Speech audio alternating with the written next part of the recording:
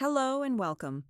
Before we begin, feel free to subscribe and let us know in the comments, where are you watching from and how are you feeling today?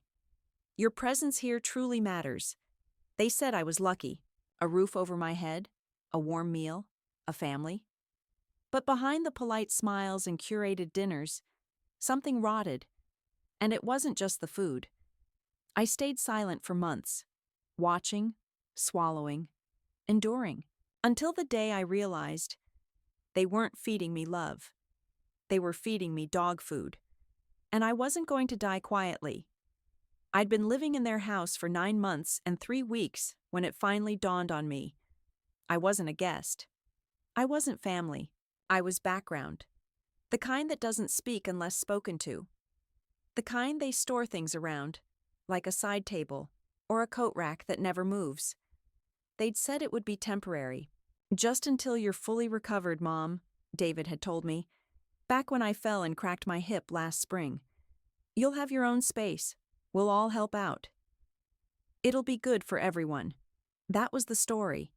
The one I repeated to my bridge group and the women at church who asked how I was settling in. It's temporary, I'd say with a practiced smile. They're good to me. Only I was the one doing the settling, the cooking, the babysitting, the folding, the tucking in, the not complaining. Their house was big. Granite countertops, vaulted ceilings, all that suburban shine that photographs well in real estate listings. My corner? A guest room turned mother-in-law's suite, which meant it had a lamp with a crooked shade, a twin bed that creaked when I rolled over, and a folding table they called a desk. There were no pictures of me on the wall, no room in the fridge for the yogurt I liked, unless I squeezed it behind Britannia's endless collection of overpriced detox juices. She called them her gut resets. I called them overpriced lemonade. But I never said that out loud. I didn't say a lot of things out loud anymore. I didn't mind doing things at first. Watching Ellie in the afternoons while they worked, prepping dinner before they got home, wiping little fingerprints off every flat surface. It gave me something to do. Made me feel useful. But then useful turned into expected. And expected turned into invisible. Somewhere along the line, the thank yous stopped. The questions stopped. Even David stopped asking how I was sleeping or if the hip still ached in the mornings. I'd tell myself, they're busy. It's not personal, but busy doesn't make you cruel. Busy doesn't make you careless. Britannia, of course, had her ways, smiling with her teeth, but not her eyes, saying, bless your heart, with that tilt of the head that means, you idiot. She liked control. Color-coded calendars, toddler meal preps in BPA-free containers, organic-only grocery lists taped to the fridge, and me, an unpredictable variable in her curated world of perfection. I got under her skin just by existing. One night, I noticed something strange. I'd made myself a small dinner, some scrambled eggs and toast, since they'd ordered sushi and didn't ask if I wanted any. On the side, I spooned a bit of a new pâté I'd found in the fridge, tucked on the lowest shelf, unmarked. I figured it was some boutique brand Britannia had picked up at Whole Foods. It was odd, salty, grainy, but my taste isn't what it used to be, so I shrugged it off and ate. That night, I had stomach cramps bad enough to keep me up past midnight. My insides felt like they were being wrung out by a pair of angry hands. I told myself it was the eggs, maybe the toast, maybe just getting old. But the next day, I found that same jar, low on the shelf again, now with the lid slightly ajar, and something about it just sat wrong. I opened it, sniffed. The smell hit me like a mop bucket to the face. Not rotten, not spoiled, just wrong. Metallic, fatty, earthy in a way no human food should smell. I set it back down and checked the trash bin in the garage. That's where Britannia hides her aesthetic waste, the things she doesn't want cluttering the main kitchen can. And there it was, an empty box of canned gourmet dog food, same brand, same color scheme, lamb and brown rice formula. My stomach turned. Not from what I'd eaten, though that thought made me clench the edge of the counter, but from the possibility. Because you don't mix dog food into a mason jar and put it on a human shelf by accident. I didn't confront her. Not yet. I'm not reckless. Not anymore. But something inside me settled like a stone, and something else began to rise. That night, after they went to bed, I ordered a small hidden camera off the internet. One of those nanny cam things disguised as a digital clock. I paid extra for overnight shipping. The next morning, I baked banana bread like nothing was wrong and smiled as I handed Brittany her mail. She barely looked up from her phone. She'd fed me dog food. She thought I wouldn't notice, but I did, and I wasn't going to let that slide. Not this time. The package arrived the next day, delivered in one of those unassuming brown boxes that look like anything: vitamins, kitchen gadgets, something forgettable and safe. I waited until the house was empty. David had taken Ellie to gymnastics, and Brittany was off to her silent Pilates class, whatever that meant. I unboxed it in the laundry room, where the dryer's hum covered any sound. It was small, lighter than I expected, shaped like a sleek little alarm clock.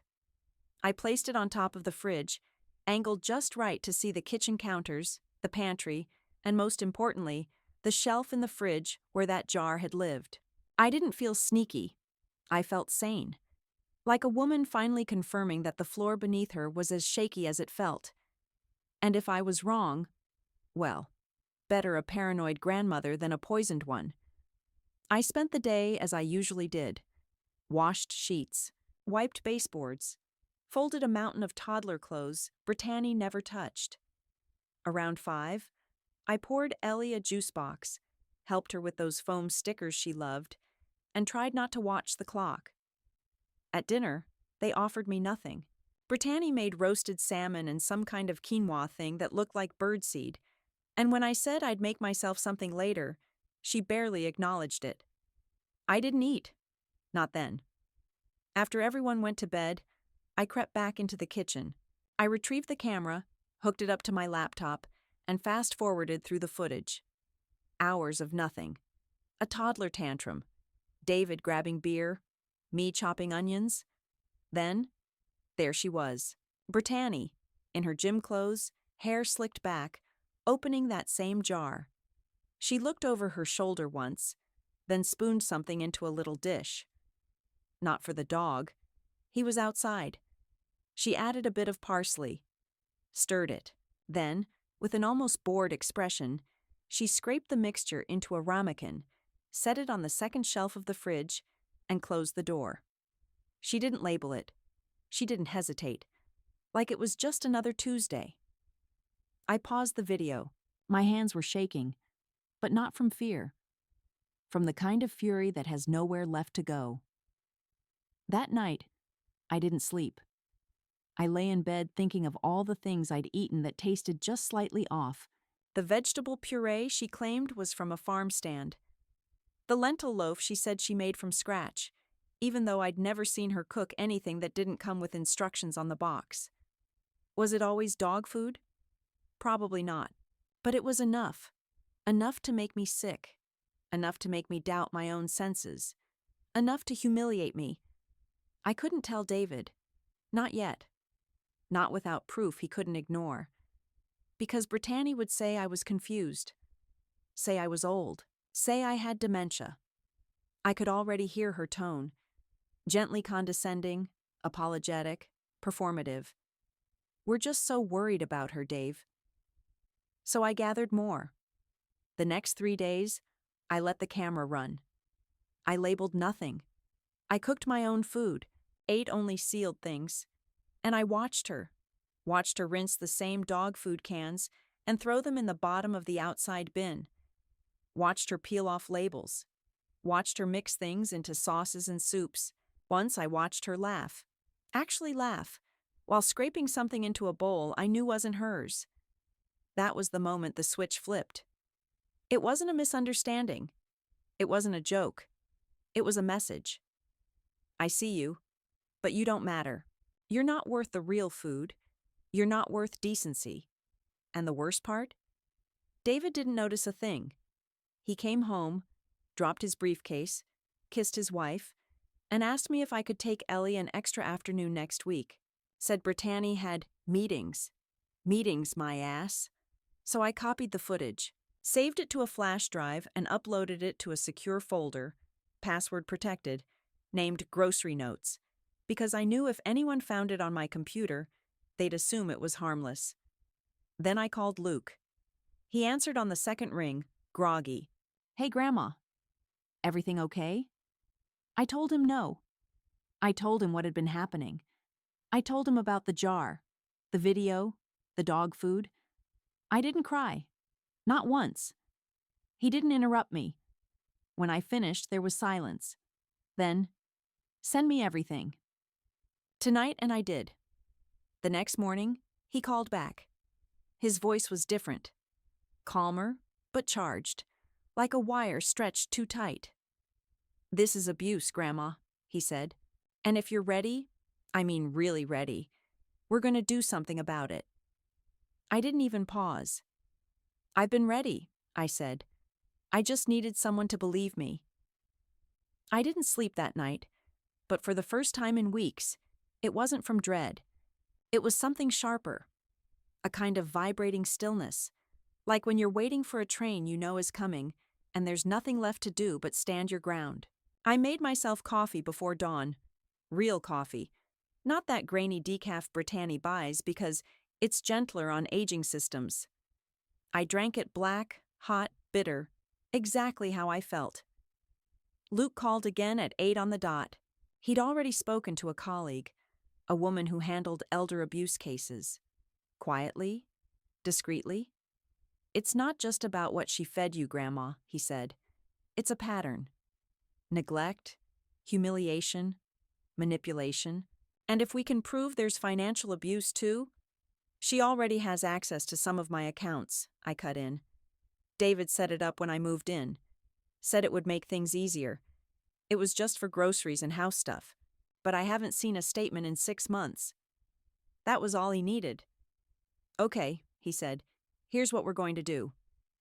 You don't confront anyone. Not yet. Act normal. Let me start pulling documents, talking to the right people. We need to build this clean. If she's done it to you, she's done it to others." There it was again, that phrase. If she's done it to you. It hit me in the chest. This wasn't just about me anymore. And honestly, that made it easier.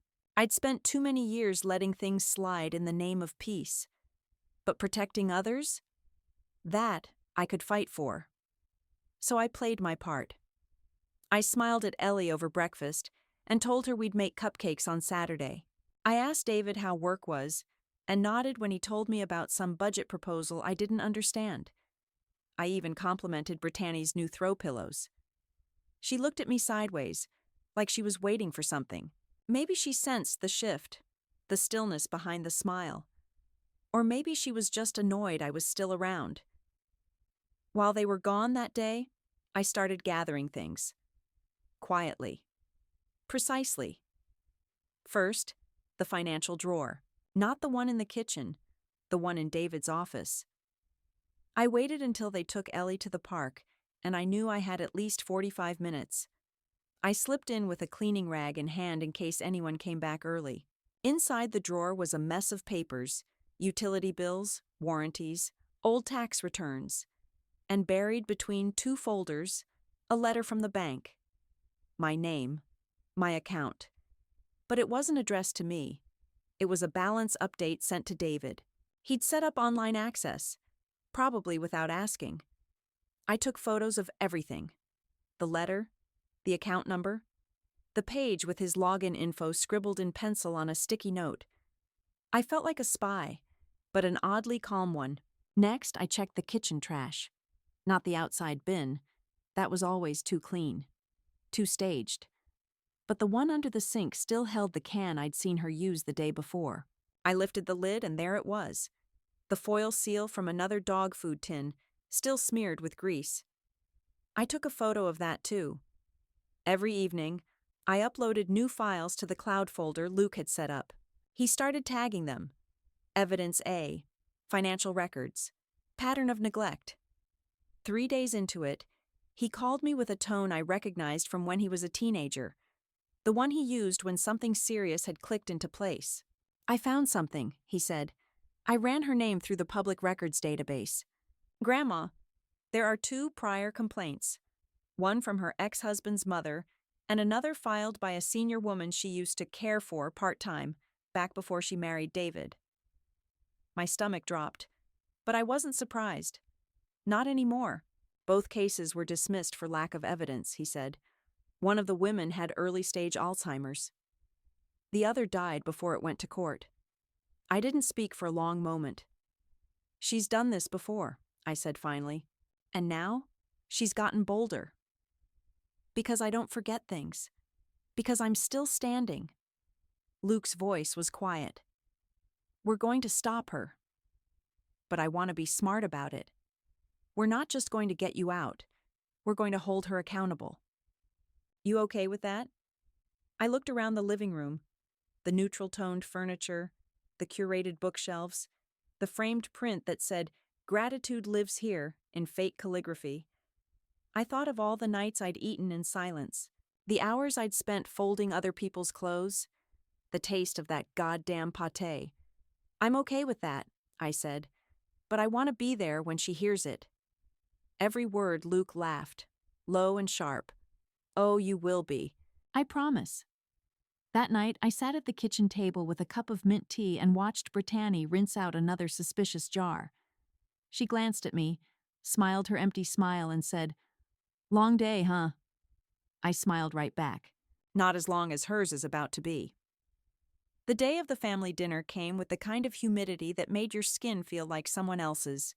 I wore my navy dress, the one Brittany once called funeral adjacent, when I wore it to Ellie's preschool recital. I wore it anyway. It was sharp, structured, and clean, and it made me feel like someone with a spine. Brittany's parents were coming. Her younger sister and her new fiancé, too. David cleaned the grill like it was going to be graded. Brittany did what she always did, orchestrated chaos while pretending it was harmony. She placed cloth napkins in little wooden rings, poured cucumber water into mason jars, made it all look effortless, like she hadn't been snapping at everyone all morning behind closed doors. I was given a job, of course. Slice the strawberries. Keep Ellie out of the way. Stay in the kitchen unless needed. I did all of it, and I did it without a word. I even smiled when Brittany leaned in and said, too sweetly, "Don't forget, Mom. No onions in the salad." You know your stomach. I knew what she meant. She was reminding me who the authority was.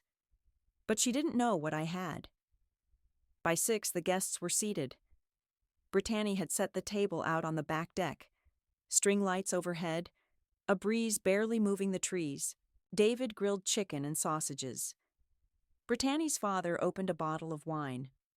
The conversation bubbled in that useless, shiny way people talk when they don't know there's a landmine under the table. And then it happened. Brittany's sister, eyeing the little ramekin at my seat, said, "Ooh, what's that? Some kind of special spread? Looks fancy." Brittany turned, that smug smile flicking on like a switch. "It's something just for Helen," she said, faux modest. "A special blend. Soft, low salt, easier for her digestion." Everyone nodded. How thoughtful. How sweet. And that was my cue. I reached slowly into my bag, which I'd left beneath my chair. I pulled out a tablet. Luke's idea. He'd edited together a tight, unarguable 2-minute clip. No narration. Just Brittany in the kitchen, spooning dog food into dishes, talking to herself, saying things like, "Let's see how long before Grandma notices," and, "Well, the dog didn't like this one. Maybe she will." The video played, and at first, no one moved. Then someone gasped. Her sister, I think. Brittany froze, wineglass halfway to her mouth. Her mother stared at the screen, then at the ramekin, then back to the screen. David, bless his oblivious heart, turned pale. He looked at me, then at his wife, then back at the tablet, like maybe this was some elaborate prank. But it wasn't. I waited. Let the silence stretch until it was almost unbearable. Then I said, calmly, clearly, "You fed me dog food, Brittany. Not once. Multiple times. And you laughed about it. And you thought I wouldn't notice. That I wouldn't matter." She exploded.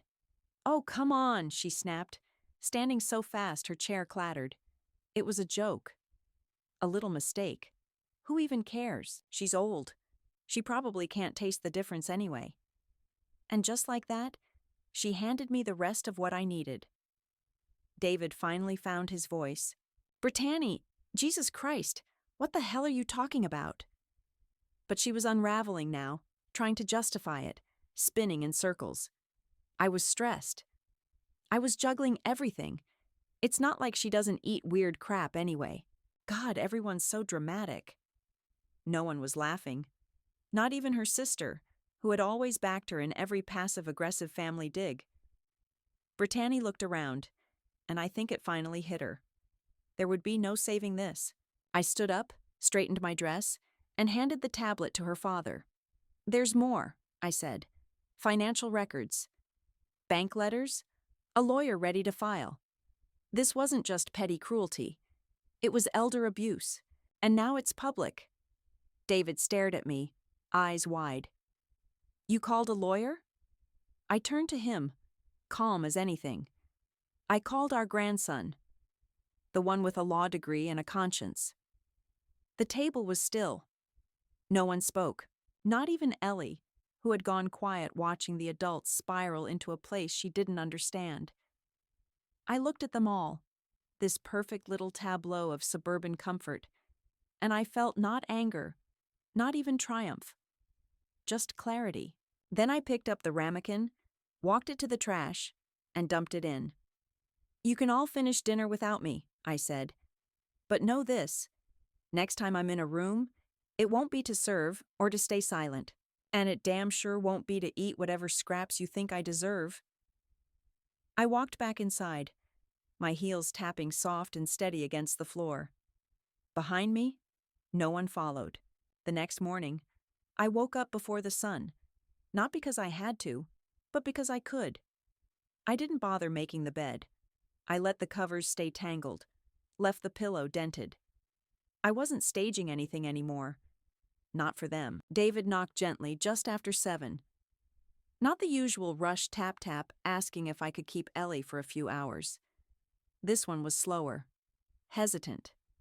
I opened the door halfway. He looked like he hadn't slept, shirt wrinkled, eyes bloodshot, that lost little boy look he used to have when he broke something as a kid. "Mom," he said, "can we talk?" I stepped aside. He didn't sit, just stood in the middle of the room, shifting his weight like he couldn't find where to land. I didn't know. About any of it. I swear to God, I didn't answer. I let the silence make its own point. He rubbed his face. "She said it was a joke. That you're exaggerating. But, Jesus, the video. She's lying," I said. "And if you can't see that, you're still choosing her comfort over my dignity." He opened his mouth to argue, then shut it. "I'm leaving," I said. "This weekend. I already spoke with Luke. There's a place in Savannah. A real place. My name on the lease. My money. My rules." He blinked. "Wait, what? You're just leaving?" "Yes," I said, just like that. "But Mom, this is your family. Ellie loves you. Can't we talk to someone? Work it out?" I laughed, dry and short. "If this were a marriage, David, you'd call it abuse. If it were a job, I'd sue for harassment. But because I'm your mother, I'm supposed to swallow it?" He didn't know what to say. He just stood there, empty. "I'll have my lawyer contact yours," I added. "There are a few things we need to untangle. Joint accounts. My name on the deed. The temporary paperwork you never finalized, that got his attention. You're taking legal action? He asked, voice cracking like he couldn't quite believe it. No, David. I'm protecting myself. Something you should have done. He left a few minutes later. Quiet, smaller than usual. I didn't feel good about it, but I didn't feel guilty either. I spent the rest of the day in motion. I called the bank and removed both their names from my accounts. I booked a one-way ticket for Saturday morning and arranged for a moving service to pick up my things. Not much, just what was mine before I gave it all to help them get on their feet. Luke called around lunchtime. He'd already spoken to the elder abuse attorney. The complaint was filed. He told me there might be an investigation, social services, maybe even a DA. I told him I didn't need them to go to jail. I just needed the truth to live somewhere other than my own body. That evening, Brittany cornered me in the kitchen. She looked terrible. No makeup, eyes swollen. For a moment, I almost didn't recognize her without the mask. I hope you're happy, she said, voice low and acidic. You've ruined my life. I set down my tea. Turned to her. No, I said. You did that. I just stopped covering for it.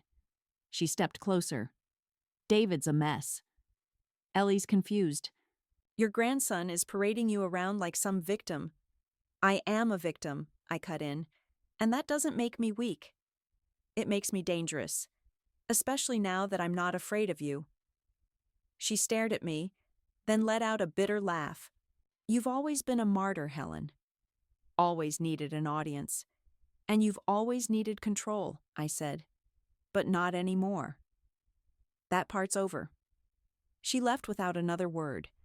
Later that night, Luke emailed me the updated legal filings, notarized documents confirming I was revoking David's financial access, removing my name from any shared property, and officially cutting ties. I clicked sign and felt a click inside myself too, like something heavy had finally shifted off my chest. I packed the last of my things in 2 suitcases. The rest would follow later. I folded my navy dress and placed it gently on top. It felt like armor now, not from war, but from victory. I didn't say goodnight to anyone. They could stew in the silence. I'd done enough explaining. The next time I opened that front door, it would be for myself. The Uber pulled up at 6:28 on Saturday morning. Right on time. I'd been ready since 5. I stood in the foyer with my 2 suitcases by my side. One old Samsonite, scratched but sturdy, and a newer rolling bag Luke had sent me a year ago for a trip I never took. The house was quiet. Brittany's live-in tranquility candles still burned faintly in the living room, giving off that artificial lavender scent she claimed helped her sleep. I found it nauseating. I didn't bother waking anyone. Not David. Not Ellie. Not even the dog, who, despite everything, was probably the most decent soul in that house. I left a single envelope on the hallway table. Inside was a letter. Short, not cruel, just final.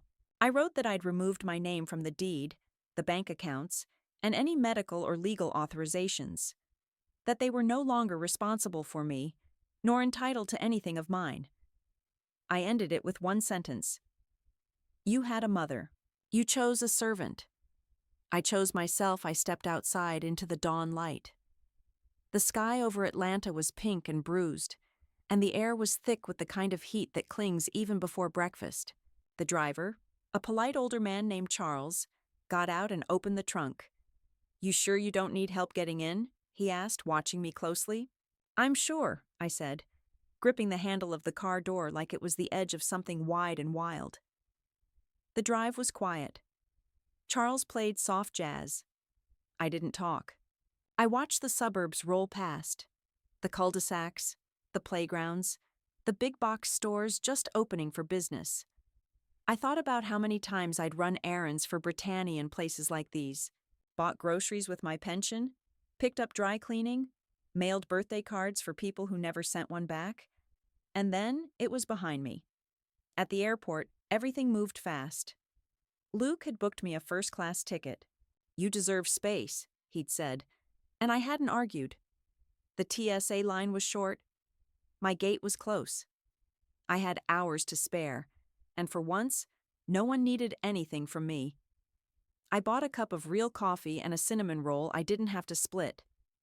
Found a quiet corner. Took out my phone. There were missed calls. 5 from David, 2 from a blocked number I could guess. I didn't listen to any voicemails.